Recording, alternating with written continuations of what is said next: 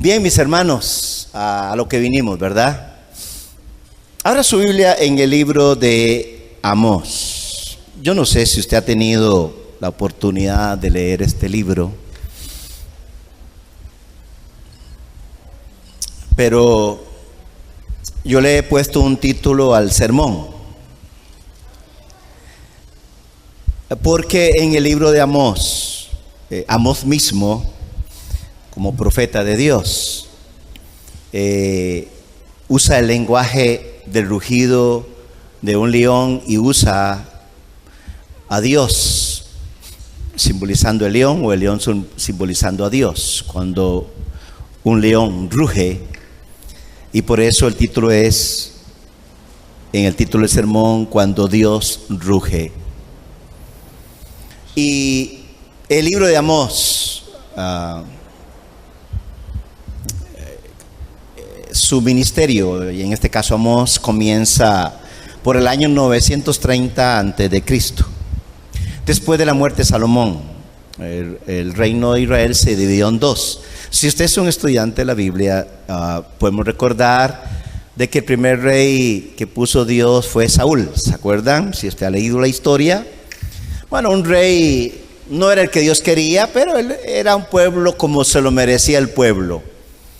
El pueblo quería alguien que pudieran ellos como pueblo decir qué tiene que hacer y qué no tiene que hacer. Muy democrático.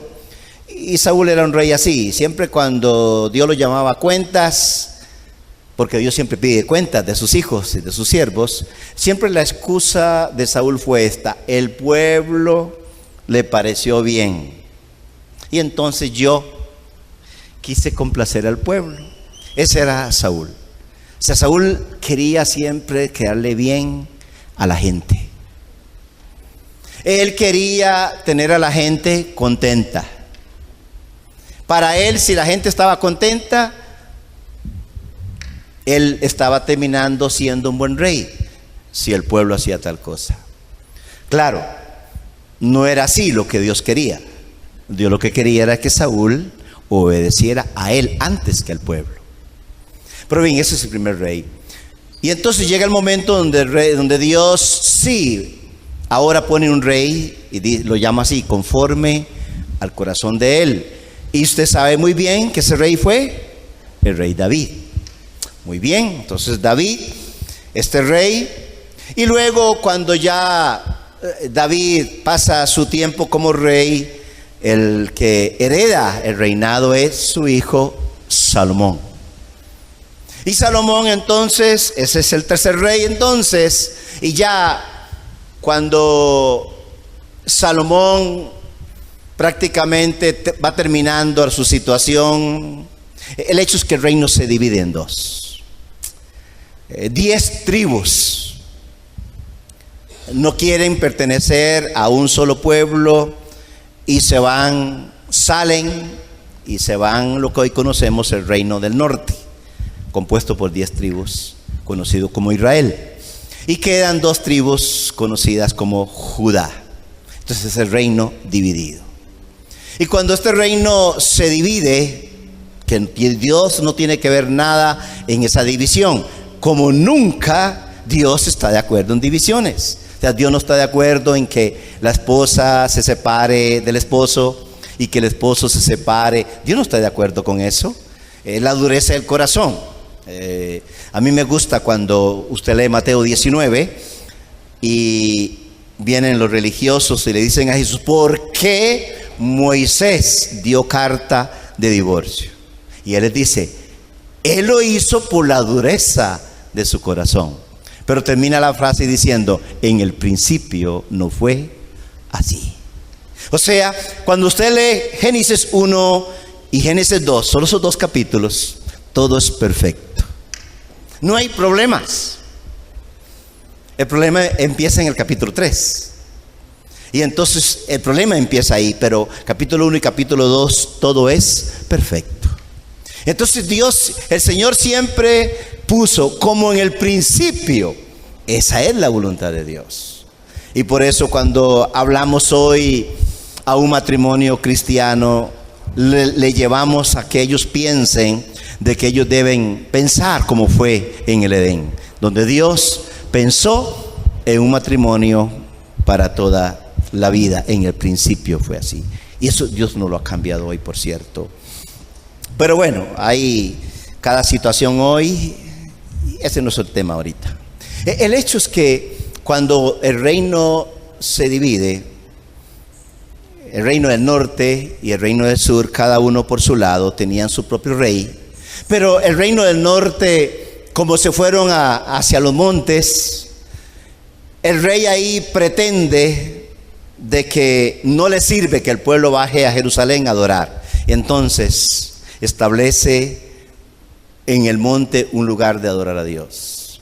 Pero lamentablemente viola la ley de Dios. Él hace su propio sistema de sacrificio a Dios. Entonces, cuando Amós empieza su ministerio, la división del reino tiene 170 años. O sea, el reino tiene 170 años de estar dividido completamente. La otra cosa que quiero ponerle ahí como fundamento primero es que Amós, cuando va a profetizar, él va a hablar del juicio de Dios. O sea, ese es el rugido de Dios. Dios va a rugir en donde ya no soporta más el pecado del reino del norte. Y entonces Dios manda a su hijo, a su siervo, el profeta, llámese Amós. Amós entonces va a traer este mensaje del enojo de Dios. Dios está muy enojado. Es el rugido de Dios. Y sucede 30 años después. O sea, te lo pongo así. Amós nos visita hoy a nosotros y Amós nos trae un mensaje. Por supuesto, el mensaje de Dios es de que nos arrepintamos. Es de que volvamos a Él. Es que volvamos a su palabra. Es que volvamos a la santidad correcta. Pero nosotros, hablemos nosotros, me incluyo aquí con todos nosotros no le damos pelota. Entonces, desde que Amós nos dijo esa palabra, lo que él nos dice, que habla en juicio de Dios, sucede 30 años después. O sea, el pueblo tuvo 30 años para arrepentirse, pero no se arrepintió. Y entonces ese es el panorama del libro de Amós. Un Dios enojado, pero a la vez un Dios enojado que tiene mucha misericordia. Es un Dios increíble, pero es un Dios de amor. Y siempre hay cristianos que solamente quieren ver un Dios de amor nada más. Y como es un Dios de amor, pues es tolerante, lo tolera todo, lo perdona todo. Y nunca piensan que ese Dios también es un Dios de justicia. Y la Biblia nos presenta un Dios de amor, pero es un Dios de justicia también. Y cuando está hablando de justicia, está hablando de rectitud, de juez, está hablando de decisiones, de aplicaciones, cuando su palabra es quebrantada. Entonces, la sociedad, vamos a ver así, sería el primer punto. Había una sociedad en esa época, en el Reino del Norte, de un gran auge económico. Sus ciudades vecinas no estaban muy bien, pero el Reino del Norte está en una época donde hay mucha prosperidad, mucho dinero. Hay muchos ricos. Y por eso he puesto ahí una sociedad consumista. Por eso yo he creído que leer el libro de Amós y ver la sociedad en que vivimos hoy no es diferente. Ese es un libro para nuestro tiempo hoy. La palabra de Dios de por sí nunca pasa. Es increíble cómo la palabra de Dios siempre nos trae un mensaje que fue predicado en una época histórica para un pueblo histórico, pero que la palabra de Dios nos lleva y nos presenta hoy un sistema en que vivimos de sociedad, en la cual usted y yo vivimos. O sea, hoy la iglesia vive en una sociedad completamente consumista. Sí, es increíble. Nuestro país es un país consumista. Y seguramente usted y yo en algún momento hemos actuado en consumismo. De alguna manera, el sistema, a través de un pulpo, sí, nos ha agarrado y nos ha involucrado. Y cuando nos damos cuenta, nos hemos metido en consumismo. En algo mínimo. Pero es la sociedad en que vivimos hoy. Una sociedad consumista. Y entonces esa sociedad a la cual Amós predica, una sociedad donde los ricos dominan la clase social, donde los ricos tienen el dominio, el control, por decirlo así. Y entonces cuando, por ejemplo, usted lee Amós 3, versículo 15, lo primero que encontramos ahí, Dios está muy enojado. Dios dice, derribaré. Y también la palabra derribaré, otras versiones dice, destruiré. Otra versión dirá, arrasaré, golpearé, dice. Derribaré también la casa de invierno junto con la casa de verano. ¿No le suena eso así como que alguien por ahí dice, bueno, cuando es verano nos vamos a la playa, hemos hecho una casa por allá, pero no hay ningún problema, cuando llega el invierno pues nos construimos otra? Vivimos en una sociedad así. A veces uno va a lugares y uno dice, ¿y esto de quién es? Aquí la familia nunca viene. Viene ahí en vez en cuando. ¡Uy! Increíble. Esa es la realidad hoy, por todo lugar donde uno vaya. Y Dios está muy enojado porque lo que está diciendo es que Dios va a derribarla. Y dice, también perecerán las casas de marfil. O sea, por favor, marfil. O sea, tal vez ¿y eso qué? Estamos hablando de algo muy poderoso. Estamos hablando de algo que robaba completamente, de alguna manera, la riqueza de la gente. Y así, era una sociedad donde los ricos dormían completamente, se pasaban el reposo en casas de marfil. Y dice, muchas casas serán destruidas, declara el Señor. O sea, los ricos cada vez más ricos. ¿No es cierto que la sociedad en que vivimos hoy, nosotros los ricos más ricos y los pobres más pobres? En capítulo 6, mire lo que dice el versículo 4. Estamos hojeando Amós 6:4. Los que se acuestan en camas de marfil se tienden sobre sus lechos, comen corderos del rebaño y terneros de en medio del establo. Es un énfasis. Entonces hay otra versión que dice, los que se acuestan en camas de marfil se tienden sobre sus lechos, comen corderos del rebaño y terneros de en medio del establo. Y el versículo 6 dice que beben vino en tazones del altar y se ungen, dice, con los óleos más finos. Oiga, es lo increíble. Y otra versión dice, los que se acuestan en cama de marfil se tienden sobre sus lechos, comen corderos, pero versículo 6, beben vino, dice, en grandes copas y usan los más finos perfumes. Es la realidad de la sociedad hoy. Ahora, el problema de esa riqueza es más serio porque esos ricos se estaban enriqueciendo en base a los pobres. O sea, los pobres más pobres. Los pobres hacen más ricos a los ricos. Y para ellos, esta riqueza de ellos, de alguna manera producida, orgullo y soberbia. Mire el capítulo 2 por un momentito. Capítulo 2, versículos 6 y 7. Así dice el Señor: por 3 transgresiones de Israel y por 4 no revocaré su castigo, porque venden al justo por dinero. Venden al justo por dinero. Dice, y al necesitado, oiga, por un par de sandalias. Los que pisotean en el polvo de la tierra la cabeza de los desvalidos, también tuercen el camino de los humildes.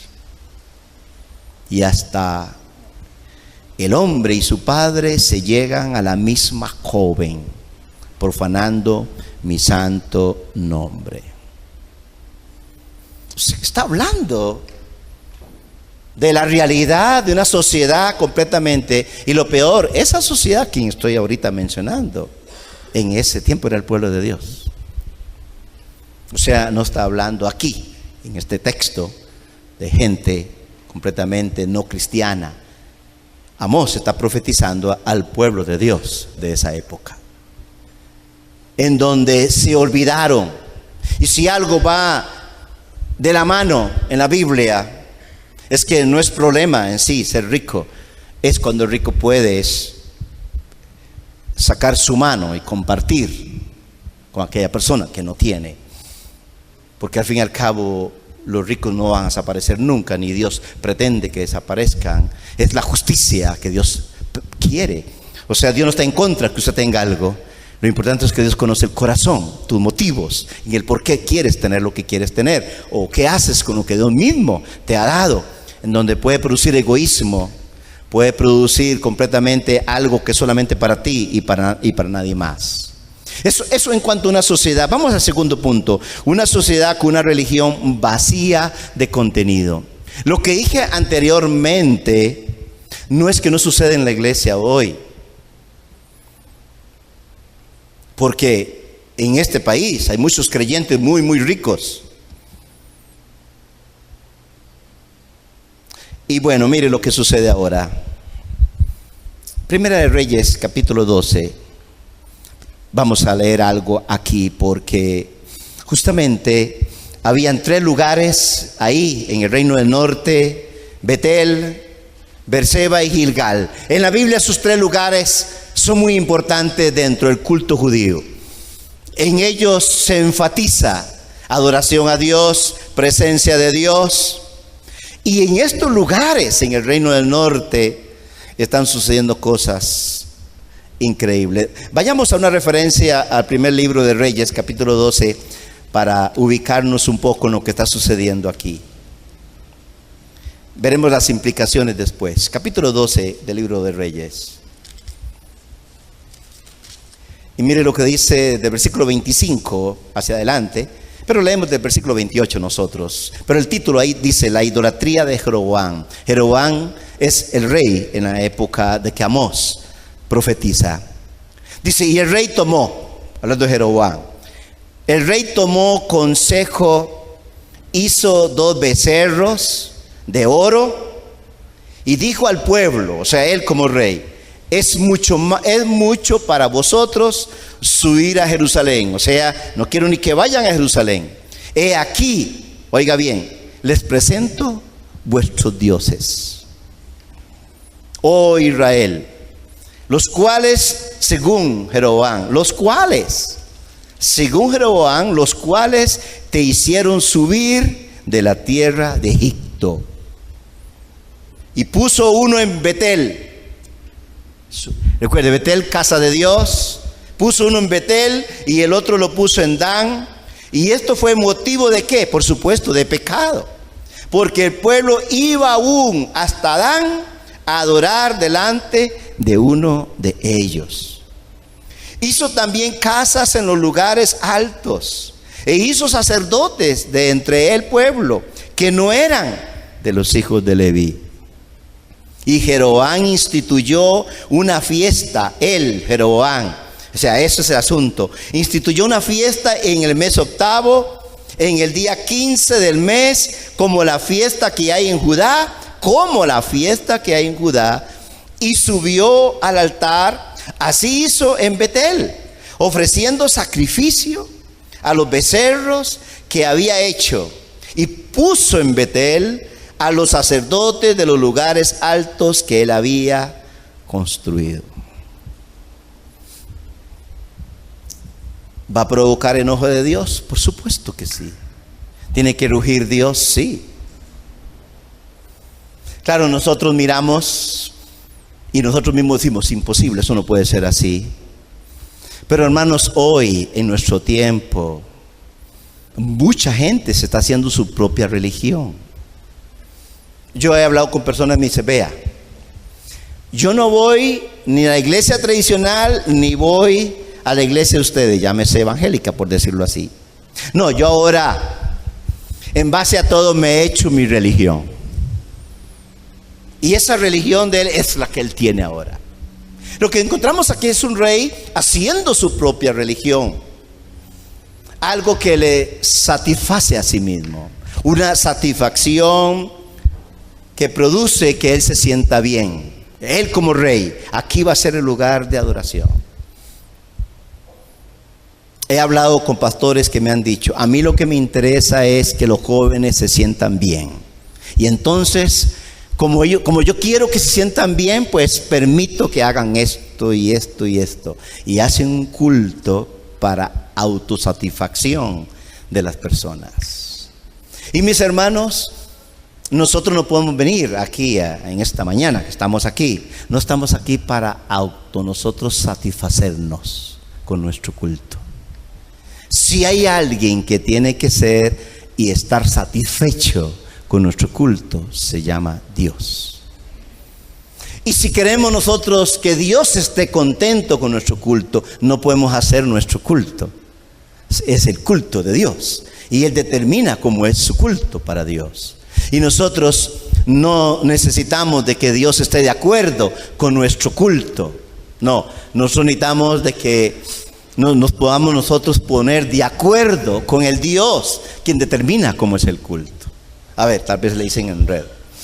Una de las famosas preguntas retóricas que nos va a presentar Amós en su manera de exponer la queja de Dios es que usa preguntas retóricas. Y la primera pregunta que va a usar Amós, ahora vamos a verla, es que Amós dice: ¿caminarán dos juntos si no están de acuerdo?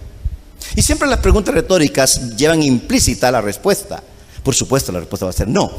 O sea, tienen que ponerse de acuerdo. No se puede andar sin acuerdo. Entonces Dios va a preguntar: ¿pretenden ustedes que con ese culto que ustedes están haciendo ahí, yo estoy de acuerdo con ustedes? Por supuesto que no. O sea, Dios no puede estar de acuerdo con nuestro culto, nuestro culto. Estoy hablando nuestro culto. Dios va a estar de acuerdo si es el culto de Él a quien celebramos aquí. Es el culto de Dios. Es la reunión para Dios. Es Dios quien tiene que juzgarnos si Él da el voto de lo que estamos haciendo y no nosotros. Es que nosotros como cristianos siempre queremos que hacer las cosas y luego le decimos a Dios que lo bendiga. Nosotros hacemos las cosas y Dios bendice mis planes. Señor, bendice mi proyecto. Pero el proyecto fue de Dios o es nuestro. Si es proyecto de Dios, Dios va a bendecirlo. Si es nuestro, entonces a lo último, ¿quién es Dios? ¿Es Dios Él? Y casi estamos usurpando el lugar de Dios en decirle a Dios que tiene que bendecir lo nuestro. Jeroboam hace todo eso y él decide. Y hace que el pueblo venga. Él decide la adoración. Ya no es Dios, es Jeroboam.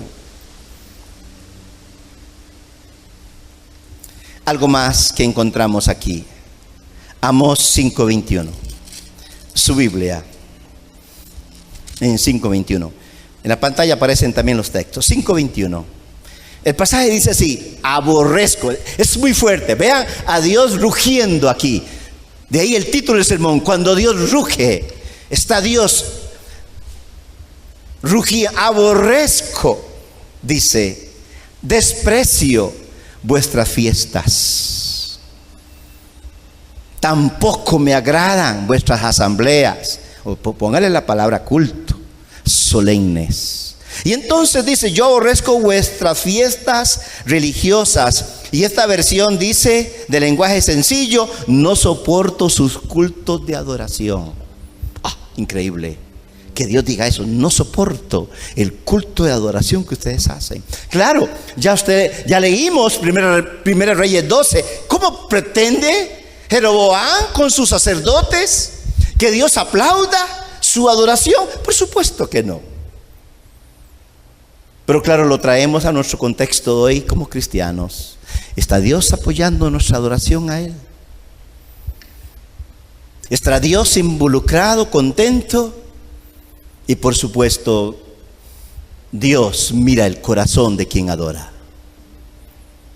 Antes que la adoración misma que expresamos con nuestros labios, Dios está mirando quién adora.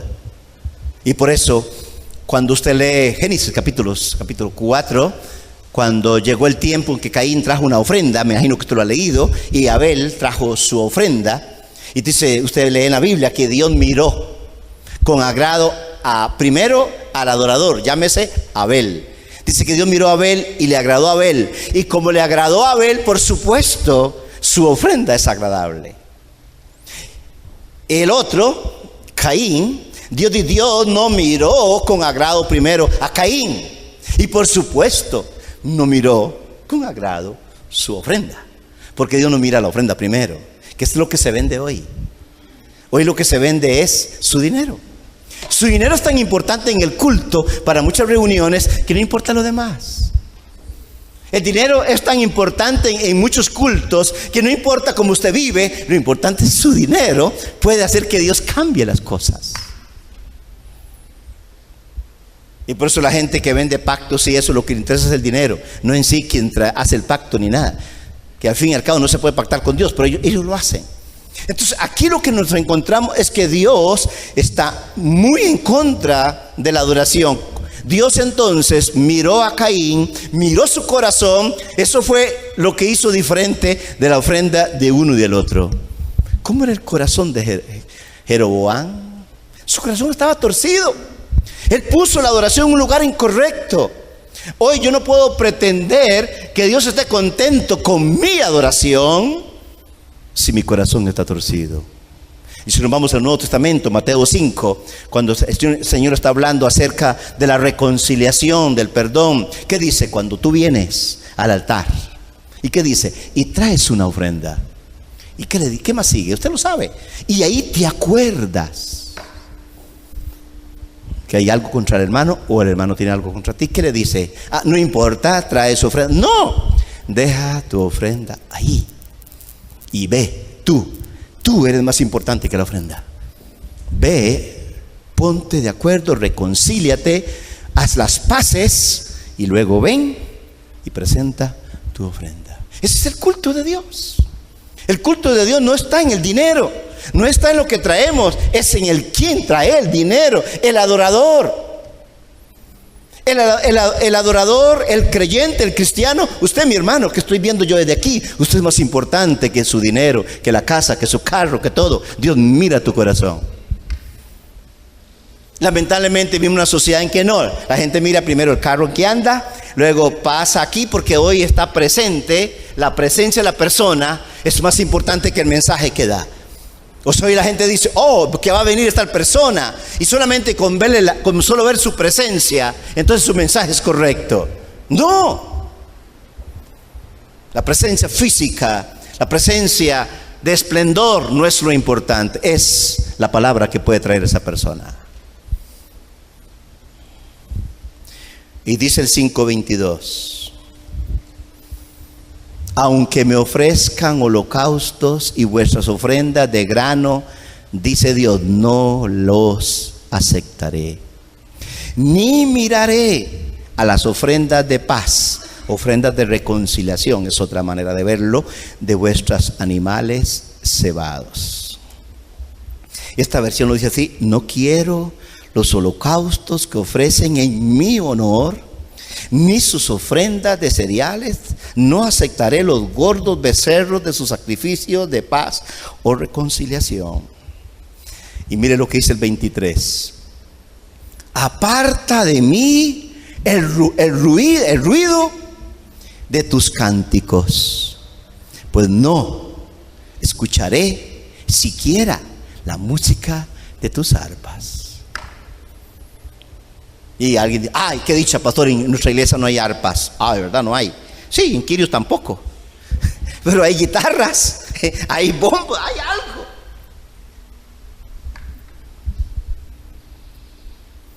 Y sabe cómo dice esta versión, es muy fuerte como lo dice el lenguaje sencillo. Vayan a cantar a otra parte. No quiero oír esa música de arpa. Yo me pregunto, hermano, escuche, ¿es serio?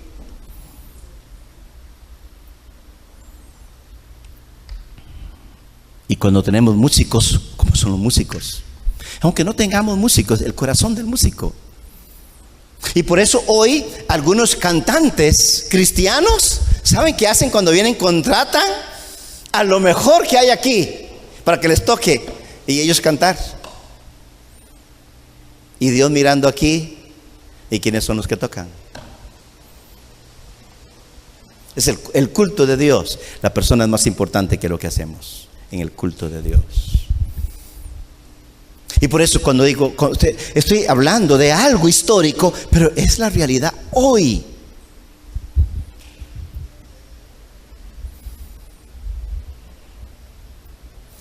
Alejen de mí el ruido de sus canciones, no escucharé la música de sus arpas. Váyanse lejos con el barullo de sus cantos, que ya no quiero escuchar la música de sus arpas. Si usted toca este pasaje, ¿no siente usted que lo está diciendo alguien que está muy enojado? ¿No se enoja usted con alguien en su familia por la música que tiene y dice, no va a sonar eso cholado? Apague eso. Si usted no quiere escucharlo, usted está enojado, le molesta. Dios aquí está expresando lo que Él siente. Dios está enojado. Dios está rugiendo. Es el rugido de Dios. Vamos a una referencia a Ezequiel 33, versículo 29.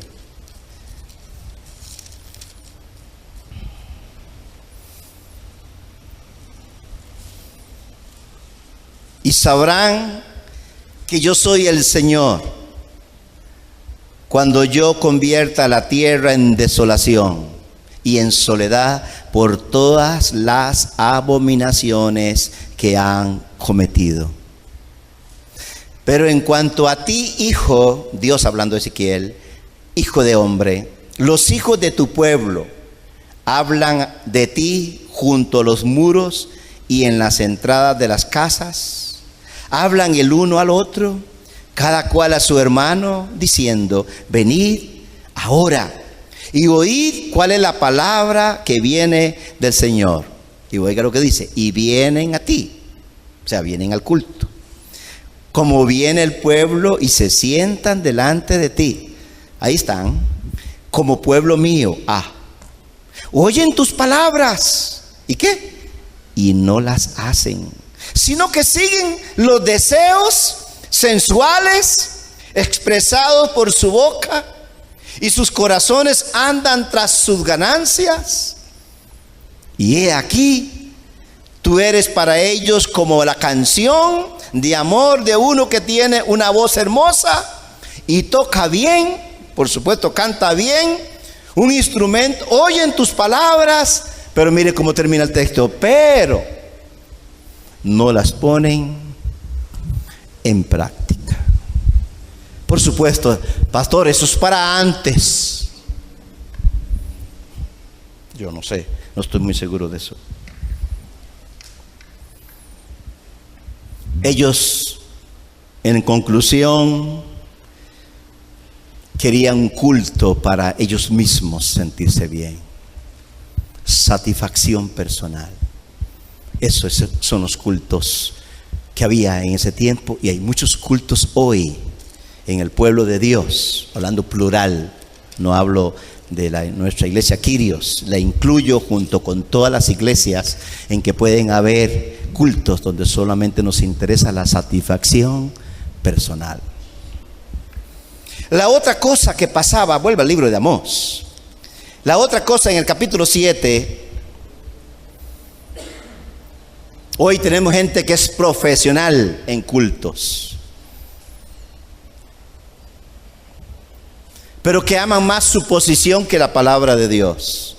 Amós 7, capítulo 7, versículo 12, dice algo más. Y Amasías, uno de los sacerdotes, no sacerdote de Dios, por supuesto, sacerdote en este caso de Jeroboam que tenía ahí. Y Amasías dijo a Amós, vete, vidente o profeta, huye a la tierra de Judá, come allí pan y allí profetiza. Pero oiga lo que le dice, pero en Betel, aquí donde estamos nosotros, no vuelvas a profetizar más. O sea, tu palabra aquí no es importante. La palabra tuya, por supuesto, no creen que es la palabra de Dios, pero la de él es la palabra de Dios. Hoy la gente menosprecia la palabra de Dios y quiere escuchar solo predicaciones de satisfacción personal, de que hoy la gente dice, yo necesito dar un sermón para que la gente se sienta bien, necesito animarlos, necesito darles un mensaje positivo, porque ya de por sí toda la semana han venido frustrados por la semana, y entonces digámosle algo que se sienta bien. O sea, hay gente hoy preparando sermones solamente con un fin, para cuando termine de predicar que la gente se sienta bien.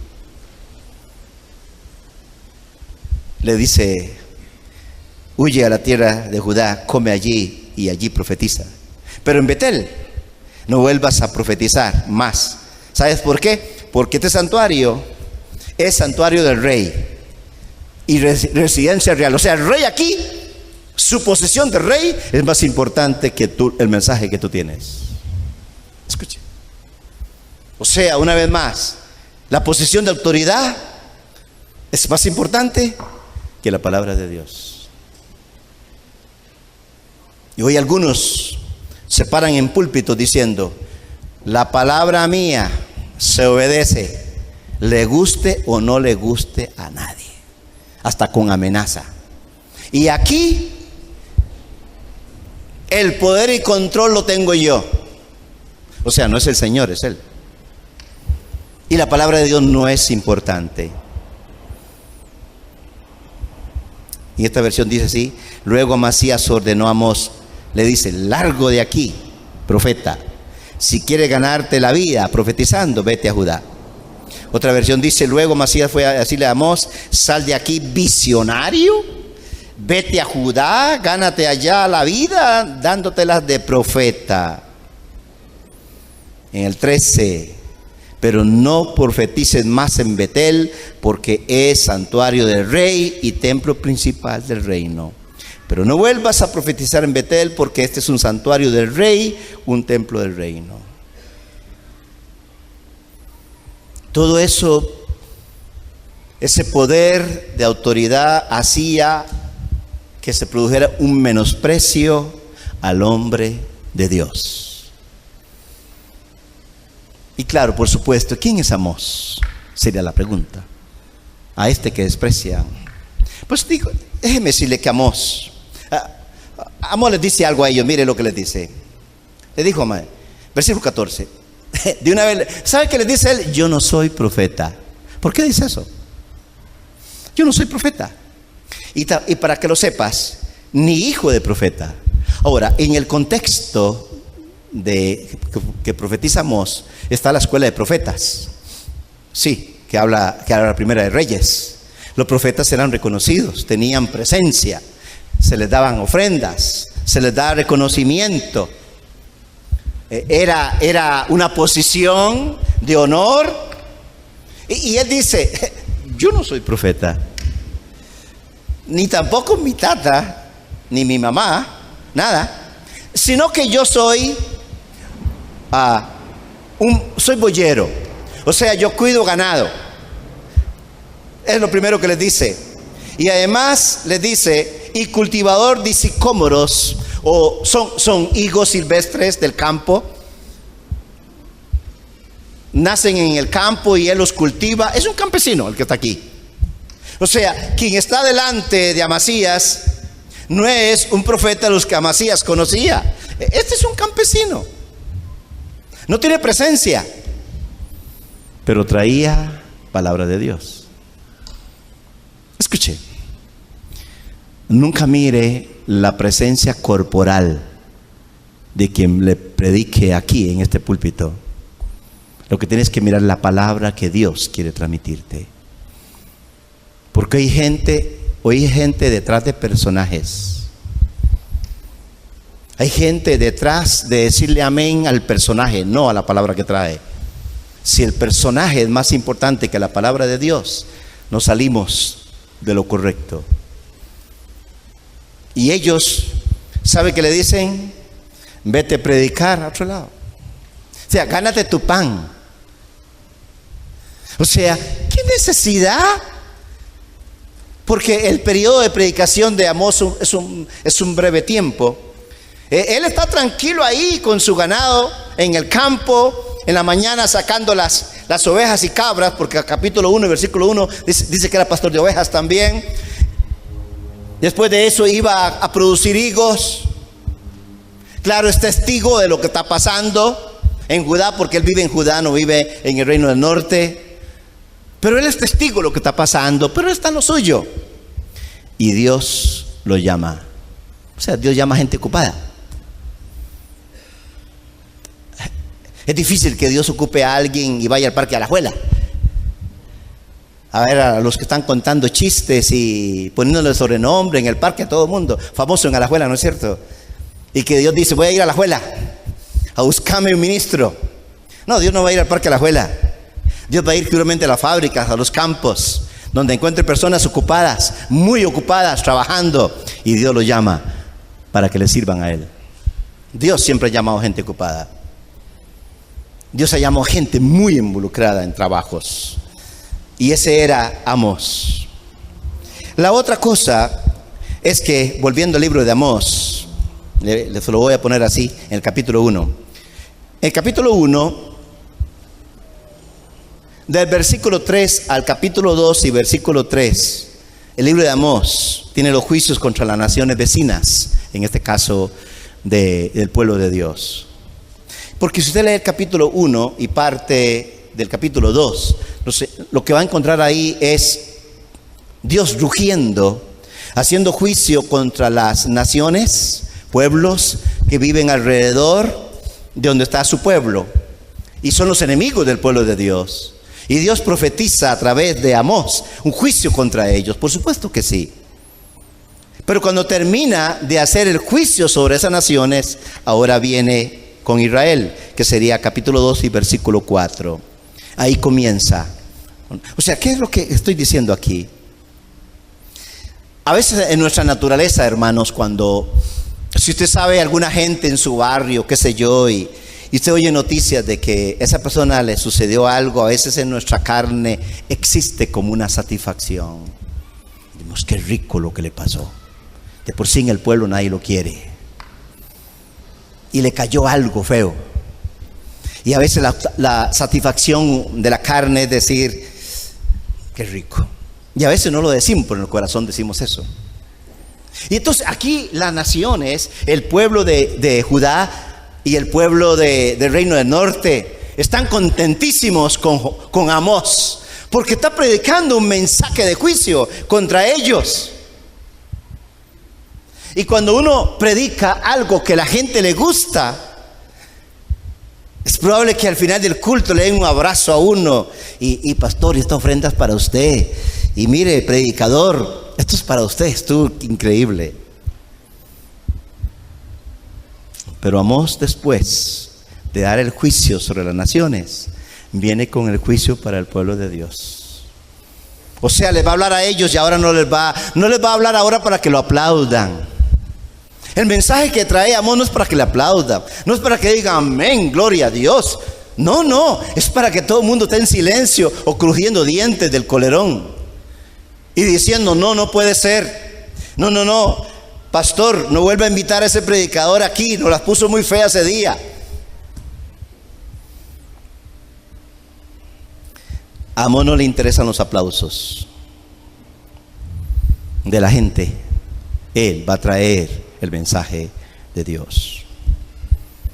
¿Y sabe por qué? Porque Dios es un Dios justo. Ya Dios ha hecho su juicio sobre las naciones, ahora va a hablar a su pueblo. Ahora, mire algo importante, mis hermanos. Pregunta para ustedes, todos los que estamos aquí. ¿Se siente usted alguien especial por ser un elegido de Dios? ¿Produce que Dios lo haya elegido a usted y que le haya salvado, perdonado, justificado? ¿No le hace usted sentirse muy especial delante de Dios por haberlo escogido? ¿Se da cuenta que usted no escogió a Dios, Dios lo escogió a usted? ¿No dice Evangelio de Juan? Vosotros no me elegisteis a mí, yo os elegí a ustedes. Cuando la Biblia dice que Dios me escogió a mí, me hace sentirme bien. Oiga, pero qué responsabilidad. ser un hijo de Dios. Usted mañana cuando llegue a la empresa, usted va a llegar contento porque es un hijo de Dios, pero a la vez con la otra parte, ¿qué responsabilidad tengo aquí en esta empresa de reflejar cómo es Dios? Igual, cuando está la ama de casa en su casa, delante del barrio, las vecinas, donde sea. Sí, me llevo bien con el barrio, pero qué responsabilidad reflejarle a mis vecinas del barrio mío que soy hija de Dios y que debo reflejar una vida que impacte a ellos como hija de Dios. Aun cuando ande en el mismo molde Alajuela, cuando ande en el parque Alajuela, no sé, donde quiera que andemos, podemos andar libremente, por supuesto que sí, pero a la vez con una responsabilidad. Somos hijos de Dios. Esa es la idea. Que usted se dé cuenta que disfruto ser hijo de Dios, pero a la vez Dios me está demandando de mí que yo refleje algo de Él, no para ganarme ninguna salvación, que ya la tengo porque es por gracia, sino reflejar de que soy un hijo de Dios. Y cuando hago un negocio, refleje que soy un hijo de Dios. Que cuando voy a atender a alguien, refleje de que soy un hijo de Dios, porque lo soy. Y el mundo lo está sabiendo. Yo le aseguro que aquí hay mucha gente que sabe que en esa bodega, este lugar, los domingos se reúnen pueblo, se reúnen unos evangélicos, tienen nombre, se reúnen ahí. Ellos tienen que saber algo de ustedes como iglesia. Nuestra conducta, nuestra manera de hablar, nuestra manera de conducir nos dice quiénes somos en una sociedad completamente sin Dios en que vivimos, y que es una responsabilidad. En el libro de Deuteronomio, capítulo 4, primero 3, 1 y 2, mire lo que dice. Oíd esta palabra. Oíd esta palabra. El Señor ha hablado contra vosotros, hijos de Israel. Y lo dice así: contra toda la familia que hizo subir de la tierra de Egipto, diciendo. Y mire lo que le dice el versículo 2. Solo a vosotros. Mire cómo lo dice en singular. Solo a vosotros. Singular en cuanto a los demás pueblos. Solo a vosotros he escogido. Está hablándole al pueblo. Solo vosotros he escogido de todas las naciones, de todas las familias de la tierra. Y por supuesto Dios está diciendo, por eso, porque son mi pueblo, porque son mis hijos, por eso los voy a castigar. Es usted, papá, cuando usted llama a su hijo a cuentas: hijo, te amamos mucho, eres lo especial que Dios nos trajo en nuestra familia, en nuestro matrimonio, pero hijo, lo que has hecho merece disciplina. ¿Le ha hablado usted a su hijo alguna vez así? Probablemente que sí.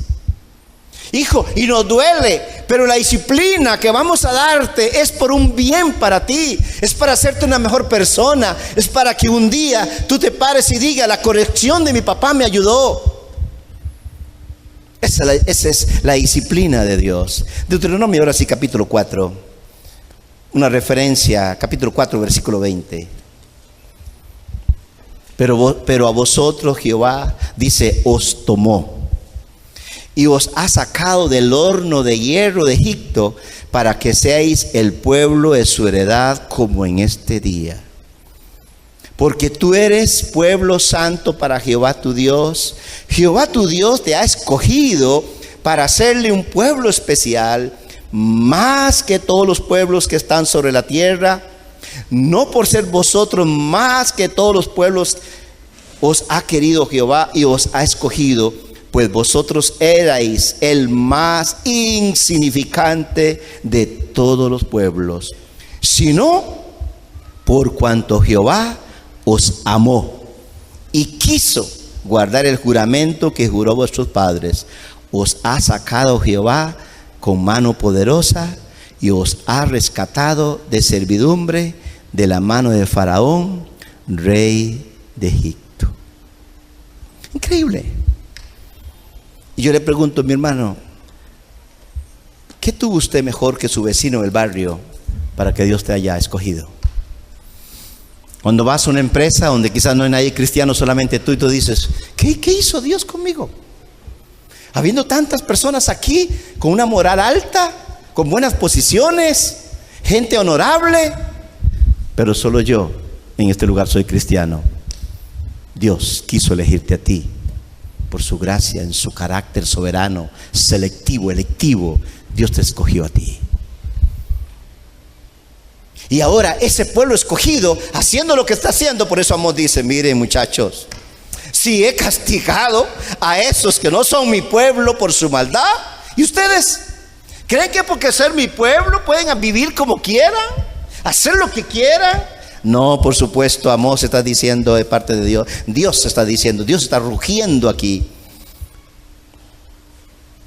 Por eso os castigaré por todas vuestras iniquidades, por todas muchas iniquidades. En el capítulo 1 usa el lenguaje que dice no por 2 o 3 pecados, sino por el cuarto. Es un lenguaje para no hablar de 4 pecados en sí, es para hablar de la multitud de pecados, pero es un lenguaje que utilizamos ahí.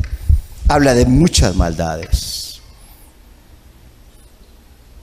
Y entonces tenemos aquí las famosas preguntas retóricas que Amós toma para hablarle al pueblo. Y usa el lenguaje entendible. Él es un campesino y él sabe que la gente le va a entender con las preguntas que les va a hacer. Y la famosa pregunta es esa, versículo 3 del capítulo 3. ¿Andarán juntos si no se han puesto de acuerdo? Recuerde, las preguntas retóricas, la respuesta va implícita ahí mismo. Por supuesto que no. Si usted se casó con la que es su esposa, es porque se puso de acuerdo. Por el amor, por todas las cosas. Si usted seguramente hizo un negocio con alguien, se puso de acuerdo. Si usted va a hacer un trabajo o firmó un contrato, se puso de acuerdo. Y hemos utilizado eso para el noviazgo, lo hemos utilizado para muchas cosas, pero aquí, en el contexto, Amós está utilizando, Dios está preguntando eso. ¿Pretenden ustedes que yo me ponga de acuerdo, que apoye su vida religiosa, su manera de tratar a la gente? ¿Pretenden que yo esté de acuerdo con ustedes? Por supuesto, Dios dice que no. La segunda pregunta: ¿ruge un león en la selva sin tener presa?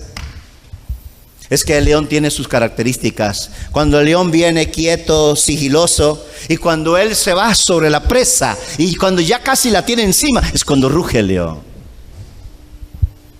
¿Tiene presa Dios aquí? Por supuesto, el reino del norte primeramente. Esa es la presa de Dios. Y Dios está rugiendo. Es el juicio de Él. Un mensaje 30 años antes de que suceda. Escuche bien, mis hermanos.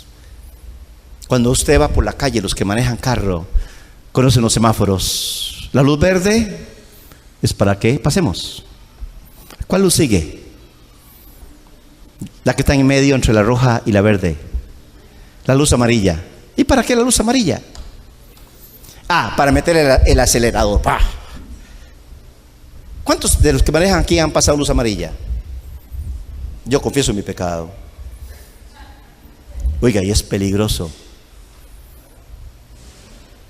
Muchos accidentes han sido por quebrantar la luz amarilla.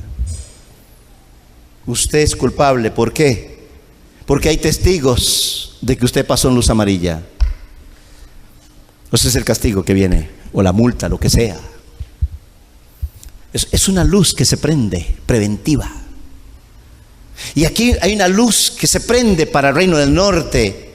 Dios está prendiendo su luz amarilla, prevención. Si no se arrepienten, tienen que arrepentirse, hay un llamado a volver a Dios. Y entonces el castigo viene 30 años después. Mis hermanos, hay cristianos hoy sufriendo consecuencias por no obedecer una palabra de Dios que vino hace un tiempo atrás. Yo he tenido que aconsejar personalmente, pastor, si yo hubiera atendido la palabra que hace 10 años me dieron, no estuviera pasándome eso hoy, pero no la atendí. Se prendió la luz amarilla y no le hice caso, pasé. La luz amarilla es para decirme a mí que mi negocio no lo debería de hacer, que la decisión que voy a tomar no debería de hacerlo. Atender la luz amarilla es atender la palabra de Dios en un momento dado en que Dios nos dice no hagas tal cosa. Pero cuando estamos acostumbrados a manejar pasando luz amarilla, pues cuando vemos la palabra de Dios pasamos en luz amarilla, tampoco la atendemos. La luz amarilla para hacer un alto es porque Dios quiere ayudarnos a que si pasamos, puede venir un tren y nos pasa, va a ser grande la ruina. La luz amarilla se prende a través de Amós aquí. ¿Ruge el león en la selva sin tener presa? La respuesta, por supuesto, no. Y luego dice, gruñe un leoncillo, en este caso el cachorro, desde su guarida si no ha apresado algo. La respuesta es no. La leona en su instinto ha ayudado a sus leoncitos pequeñitos a estar quietecitos, y ya cuando le lanza el pedazo de carne, usted, no sé si ha tenido una cría de gaticos, y cuando usted le lanza un cabello de carne, comienzan ahí todos malcriados, pero si no tiene nada, no hacen nada. Pues él está diciendo, mientras no haya la presa, no va a haber ninguna expresión de nada. ¿Cae un ave en la trampa, en la tierra, si no hay cebo en ella? Por supuesto que no. Tiene que haber un cebo para eso. ¿Se levanta la trampa del suelo si no ha atrapado algo? Tampoco. Los que tienen trampas en el campo y van a ver, no ha caído nada, la toman y la ponen en otro lugar. La cosa es que tiene que caer algo. Y si se toca la trompeta en la ciudad, ¿no temblará el pueblo? La costumbre de tener atalayas en las ciudades para cuando venían los enemigos sonar la trompeta y todo el mundo se alistaba, había peligro. Son preguntas retóricas con una respuesta. No. Si sucede una calamidad en la ciudad, no la ha causado el Señor. De aquí no es pecado, sino es el juicio de Dios. Ciertamente el Señor Dios no hace nada sin revelar su secreto a sus siervos, los profetas. Y Amós, ese campesino, Dios le revela lo que va a hacer con el reino del norte. El mensaje que trae Amós no es para aplaudirlo, no es para que le den una buena ofrenda, no es para eso, es para quizá lo odien, casi lo pueden matar. De qué manera los profetas de Dios siempre vivían con la vida amenazada de muerte, y muchos los mataron, pero ellos siempre cumplieron con la palabra de Dios. Yo a veces me pregunto, en nuestra responsabilidad en el ministerio, Pastor Garmendia y Pastor Alejandro, que a veces nosotros, Dios pone una palabra, pero es la palabra de Dios. Ojo, no estoy hablando que es nuestra palabra, o los predicadores de aquí, no importa si es mujer, joven, cada vez que este púlpito es tomado, tiene que ser para impartir algo de parte de Dios. Y tenemos que hablarlo sin ningún temor, porque Dios nos llama a cuentas y nos va a pedir qué fue lo que predicamos. Dice que le daremos cuenta un día sobre qué fue lo que predicamos. Y usted tiene que decir, Señor, danos pastores, obreros en la iglesia, como quiera llamarle, se usa la palabra líderes también. Señor, que nos prediquen la palabra de Dios. Cuando el hijo le dice, papi, gracias por la corrección, gracias por la regañada, porque corrigió mi vida. Que usted pueda decir, Señor, que los pastores de nuestras iglesias, aunque la palabra sea dura, que sea palabra que venga de ti y corrija nuestra vida, para que seamos una iglesia que reflejemos una conducta adecuada con la palabra misma de Dios, porque somos cartas leídas en este mundo. Y que entonces no seamos una iglesia del montón, porque hoy el montón del pueblo hoy, caray, a mí me dice, pastor, voy a irme a vivir a tal lugar, ¿qué iglesia me recomienda? Y me la pone bien difícil, porque yo necesito saber. Iglesias saludables hoy hay muy pocas, hermanos. Y si ustedes quieren ser una iglesia saludable, tiene que ser una iglesia que escuche toda la palabra de Dios. Cuando Pablo se despide de Mileto, donde ha llamado a todos los ancianos, él les dice, yo no he dejado de predicar ninguna cosa de todo el mensaje de Dios. Y Pablo se iba tranquilo porque había cumplido con dar un mensaje completo de la palabra de Dios. Hoy la iglesia necesita la palabra de Dios. Usted y yo necesitamos la palabra de Dios todos los días. Como un niño anhela su leche, anhele la palabra de Dios para su vida. Dejo este mensaje para ustedes, hermanos, en esta mañana. Que Dios les bendiga, pastor. Y gracias por su atención.